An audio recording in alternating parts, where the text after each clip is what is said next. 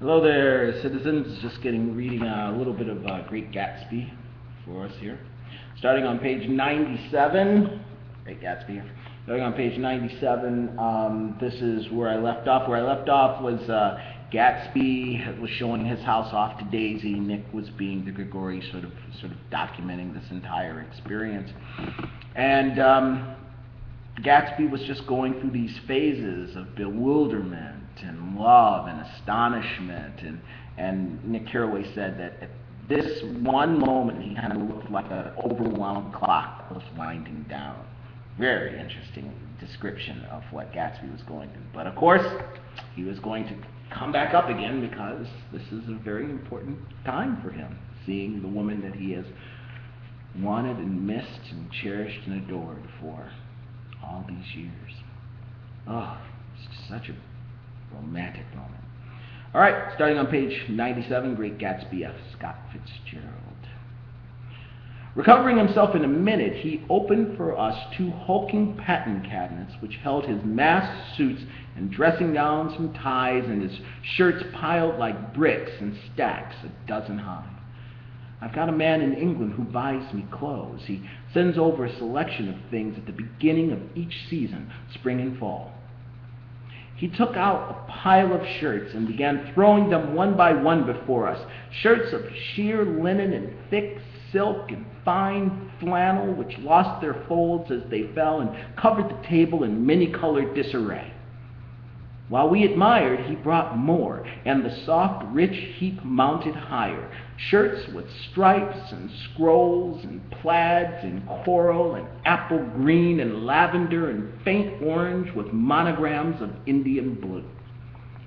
Suddenly, with a strange sound, Daisy bent her head into the shirts and began to cry stormily. "They're such beautiful shirts," she sobbed, her voice muffled in the thick folds. "It makes me sad because I've never seen such beautiful shirts before." After the house, we were to see the grounds and the swimming pool and the hydroplane and the midsummer flowers. But outside Gatsby's window it began to rain again, so we stood in a row looking at the corrugated surface of the Sound. "If it wasn't for the mist, we could see your home across the bay," said Gatsby. "You always have a green light that burns all night at the end of your dock." Daisy put her arm through his abruptly, but he seemed absorbed in what he had just said. Possibly it had occurred to him that the colossal significance of that light had now vanished forever. Compared to the great distance that had separated him from Daisy, it had seemed very near to her, almost touching her. It had seemed as close as a star to the moon. Now it was again a green light on a dock. His count of enchanted objects had diminished by one. I began to walk about the room, examining various indefinite objects in the half-darkness. A large photograph of an elderly man in yachting costume attracted me, hung on the wall over his desk. "Who's this?" That's Mr. Dan Cody, old sport."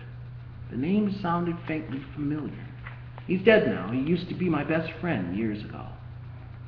There was a small picture of Gatsby, also in yachting costume, on the bureau. Gatsby with his head thrown back defiantly, taken apparently when he was about 18. "I adore it!" exclaimed Daisy. "The pompadour! You never told me you had a pompadour or a yacht." "Look at this," said Gatsby quickly. "There's a lot of clippings about you." They stood side by side examining it. I was going to ask to see the rubies when the phone rang, and Gatsby took up the receiver. "Yes? Well, I can't talk now. I can't talk now, old sport. I said a small town. You must know what a small town is. Well, he's no use to us if Detroit is his idea of a small town." He rang off. "Come here, quick!" cried Daisy at the window. The rain was still falling, but the darkness had parted in the west, and there was a pink and golden billow of foamy clouds above the sea. "Look at that," she whispered, and then after a moment, "I'd like to just get one of those pink clouds and put you in it and push you around."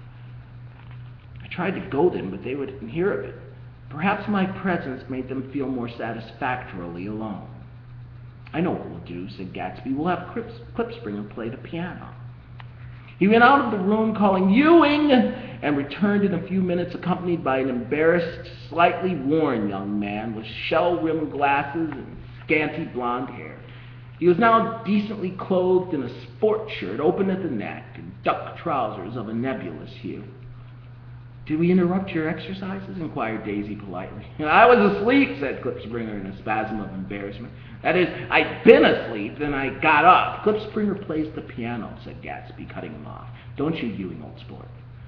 I don't play well. I hardly play at all. I'm all out of..." "Well, we'll go downstairs," interrupted Gatsby.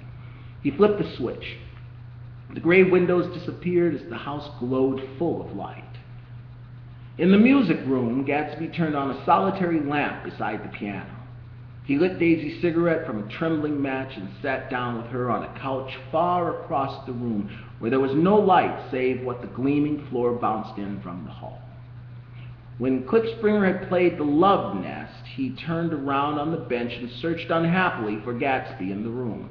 "I'm all out of practice, you see. I told you I couldn't play. I'm all out of..." "Don't talk so much, old sport," commanded Gatsby. "Play.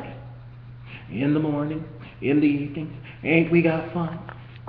Outside, the wind was loud, and there was a faint flow of thunder along the sound.